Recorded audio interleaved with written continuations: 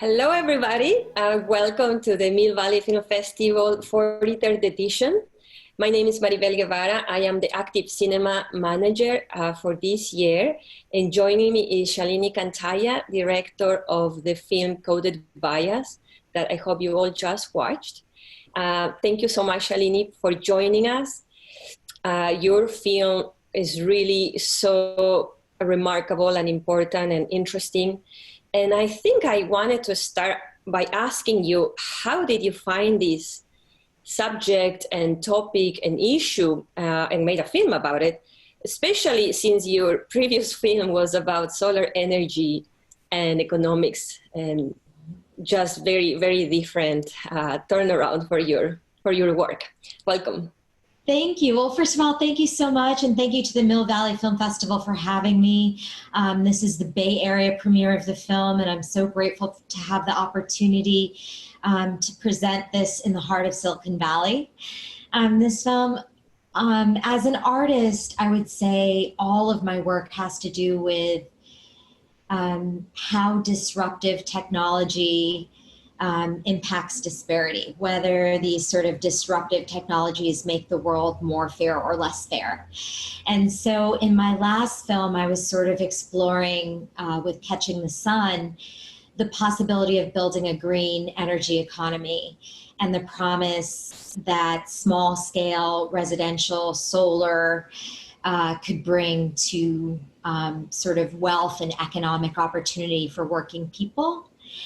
And in Coded Bias, I feel like I'm exploring how disruptive technology has the capacity to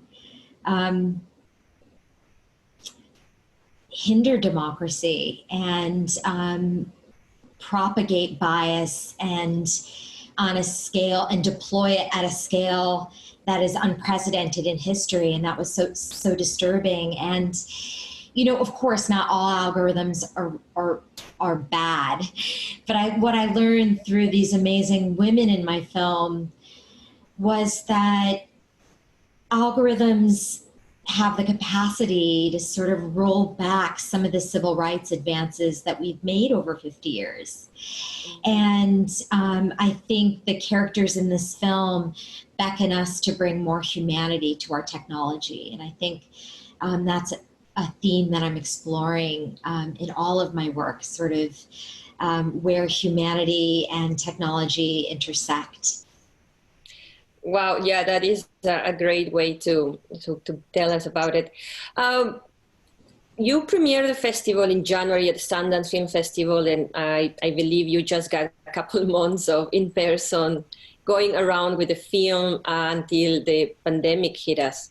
How has the film so far, now that you mentioned Silicon Valley, yes, we're at the heart of the technology here, how do you think so far the film that has gotten around, luckily, has impacted any of the big companies out there? I believe, I'm sure you are tracking all of that. Yes, I mean, I like to believe that the film has made a small impact, but I think that our debt of gratitude really goes to the researchers in the film, Joy Buolamwini, Timnit Gebru, and Deborah Raji, who both had the scientific method, the integrity in the research to prove that facial recognition technology that was already being deployed by law enforcement, already being sold to ICE and to the FBI, was racially biased and gendered biased. And we owe them a debt of gratitude for having integrity in their scientific method and being able to challenge these big companies who had this massive blind spot in their big tech.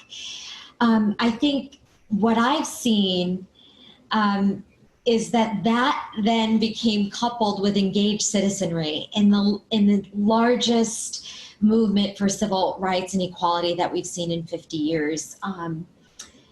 For racial equality. And I think people, as a result, began to see that there is this deep connection between celebrating the inherent value of Black life and also declaring a moratorium on facial recognition. And in June, what we saw was that IBM basically said they would get out of the facial recognition game.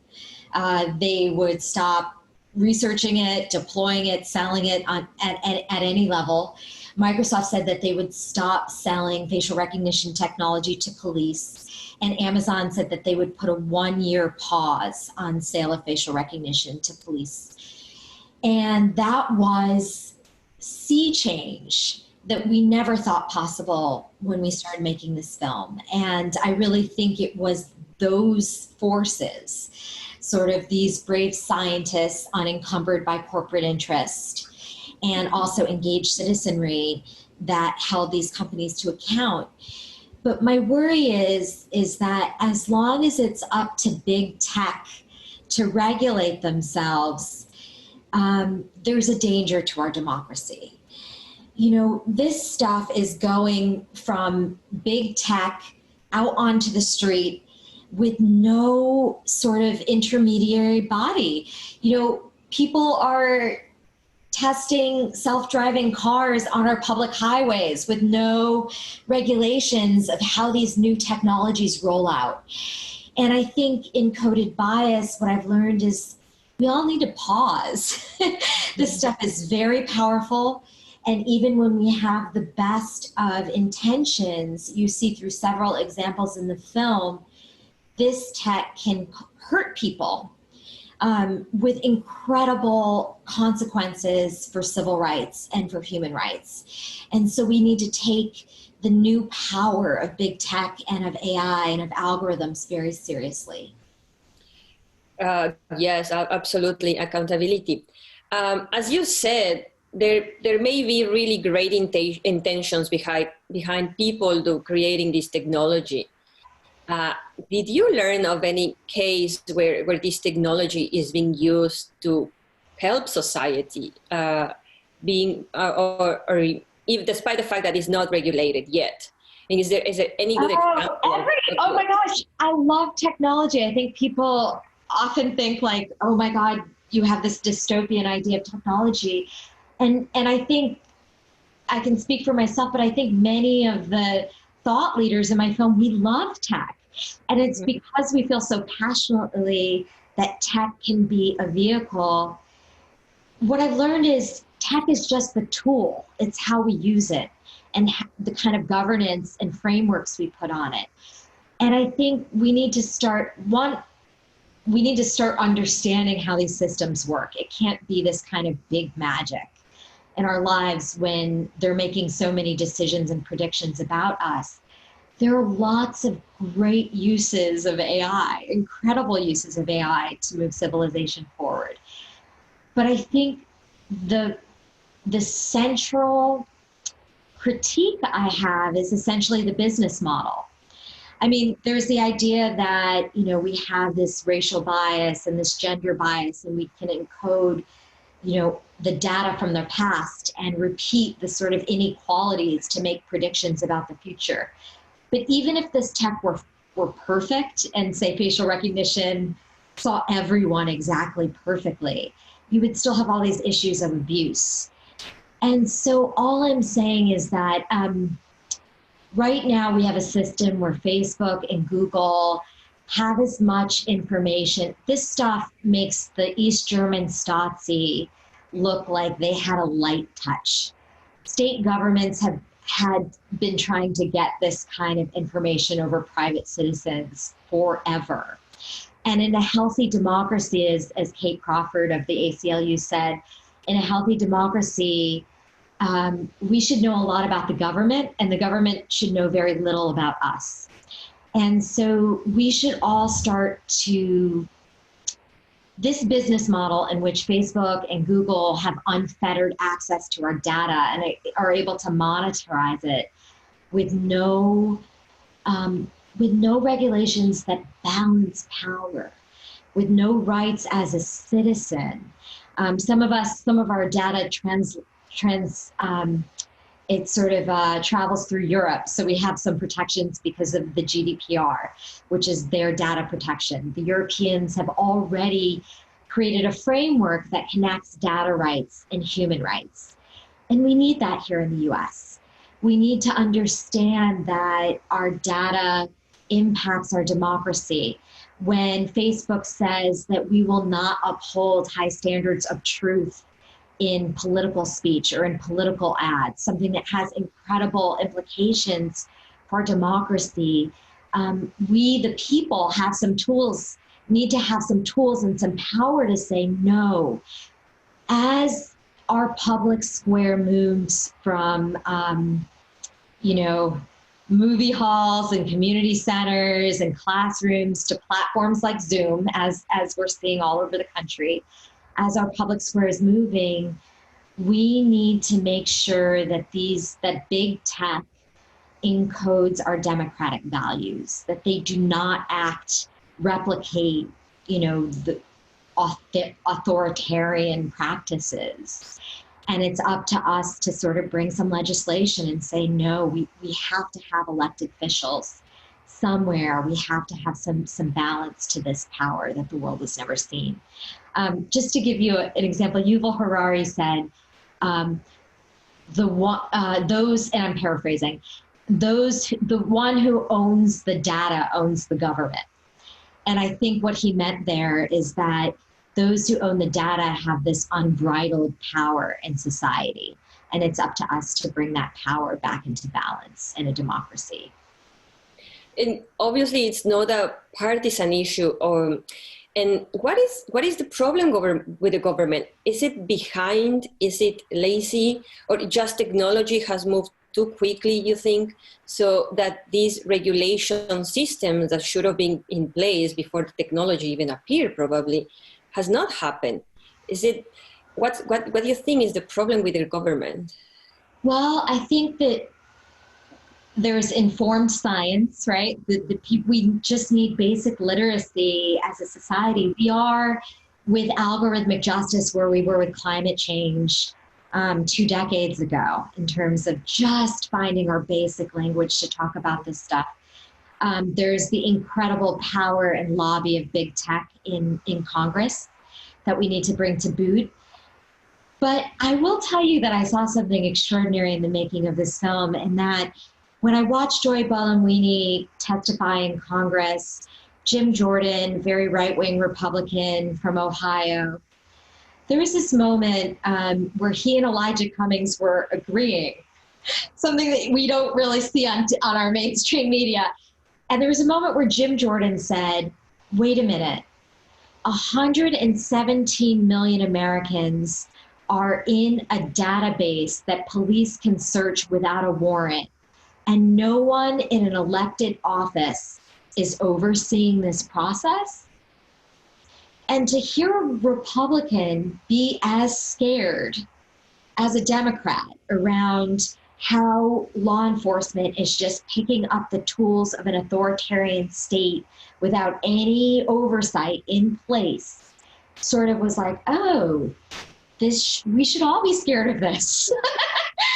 And so it really says that I really hope that we,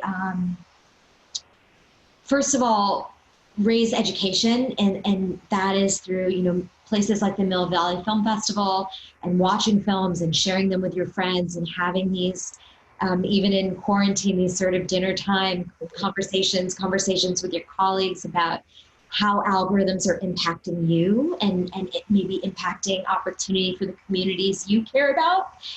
And also, starting to advocate. This is not the time, as we're seeing with the election coming up, this is not the time to be asleep at the wheel as citizens of a democracy. This is time for engaged citizenry.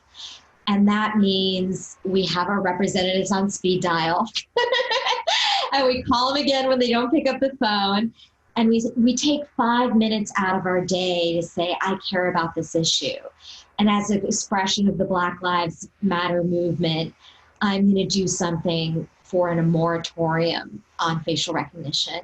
We've seen that Oakland and San Francisco and Cambridge and Somerville, they've become the first cities, the cities in these tech hubs that create this technology and understand how it works.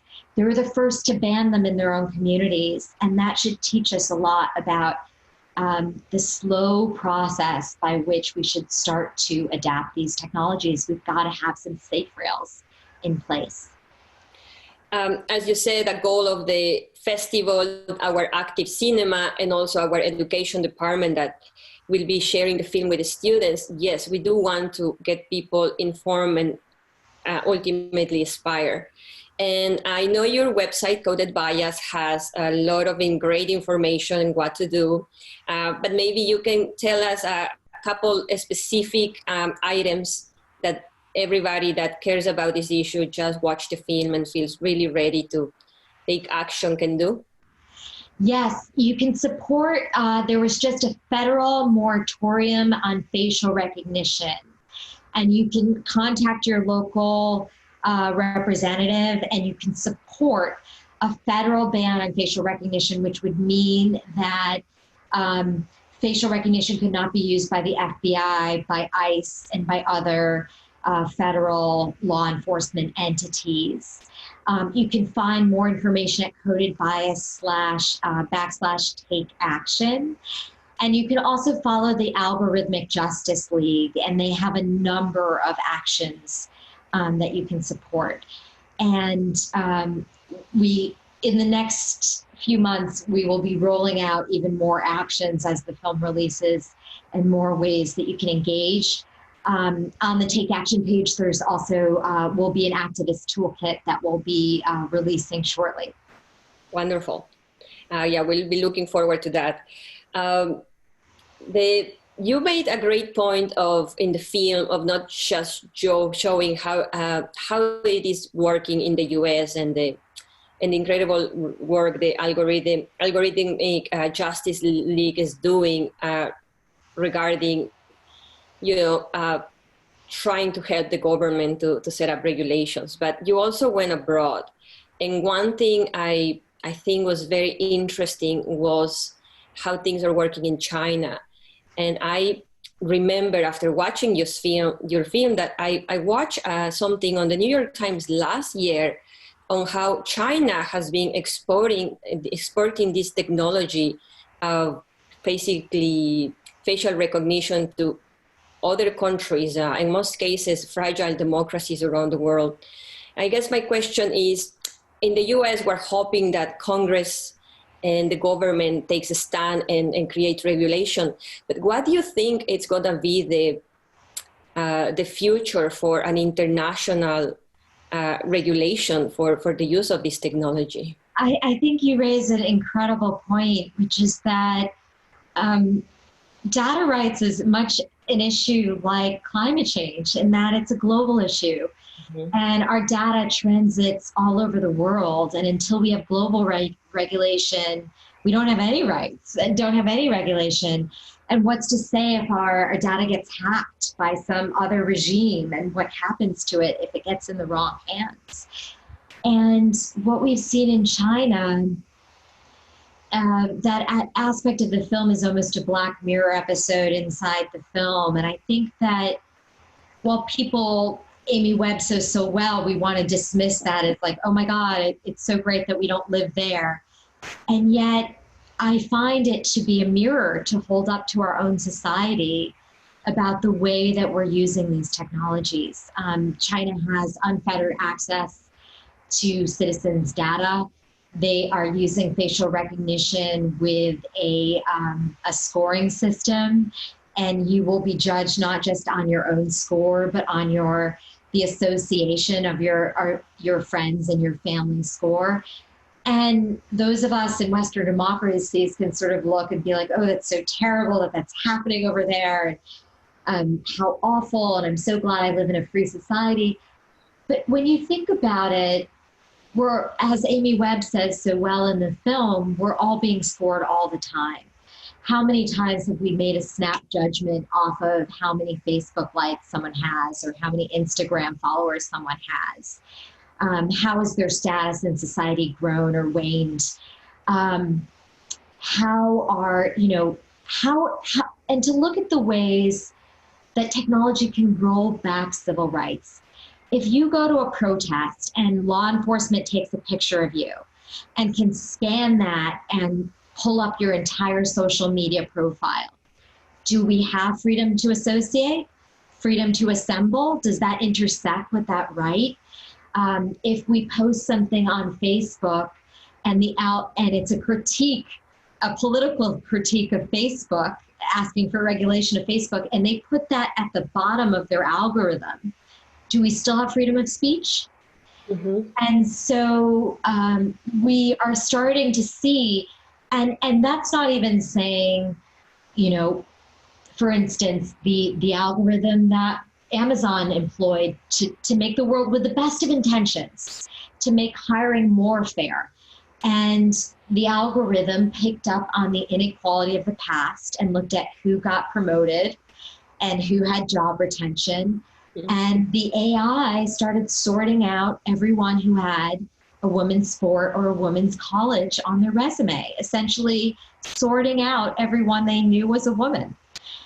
And so you can see how this can roll back all of the civil rights that we fought for, hard won over the last 50 years in the name of machine neutrality.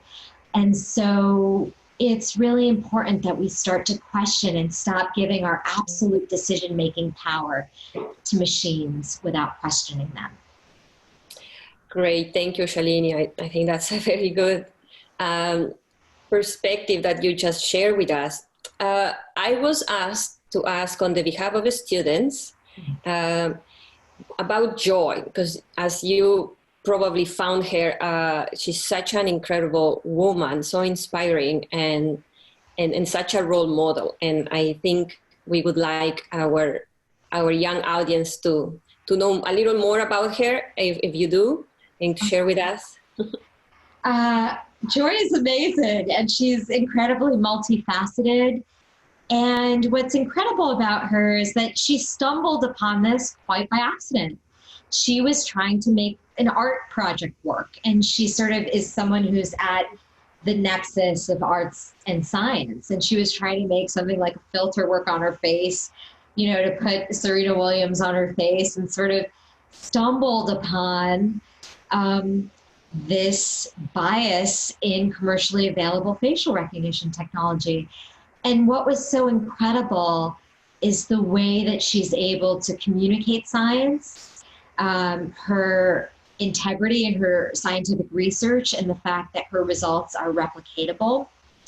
And also the bravery that these women had, putting their reputations on the line to speak truth to power to the most powerful multinational corporations in the history of the world, basically. And so I think that she's incredibly special because she's both able to understands,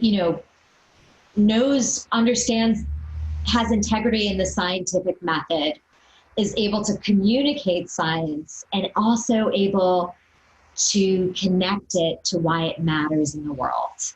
And that's something that we all have to do more of. And I think this common thing is, we're at a moment, I think, with the George Floyd protests all over the world, where we're being asked to lead from a deeper place in our humanity.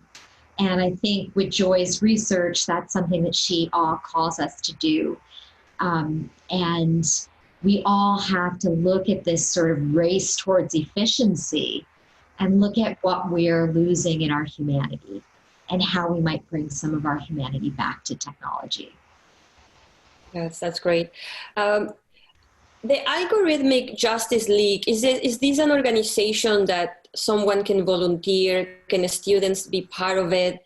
Is there a way you can support besides going to their website and look and learn what they are doing? We wonder if students that are really interested in this topic can join in any way the fight or to learn more about the issues.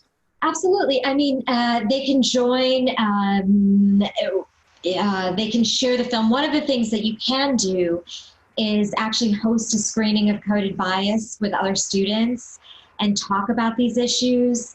The activist toolkit will be releasing, so there'll be a number of actions to talk about how you can plug in. The Algorithmic Justice does have a number of actions that they can speak directly to, and I would ask someone from their organization to speak directly to those issues. But we are working in tandem with AJL on the release of the film. But one of the things I hope students will do is host a screening of the film and connect to a local organization in your area. And the thing is that algorithms intersect with every justice issue under the sun. Algorithms in healthcare, algorithms in criminal justice, algorithms in immigration, and so algorithms in education. So there's so many different ways. And so I would beckon everybody to host a screening of the film. The film will be available in November theatrically, and also to host discussions, because that's the first step, is actually to have everyone understand what these issues are. And the activist toolkit will break down some certain definitions.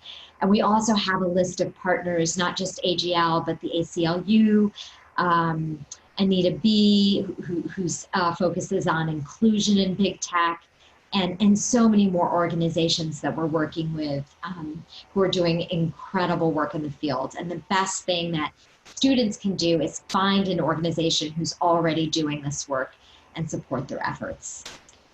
Sounds wonderful. Thank you so much, Shalini. I think this film is going to open a lot of young and grown-up people eyes to what's happening right now in our current situation, not just during what COVID has brought to the world, but the incredible racial uprising that we're living in ahead of a coming election.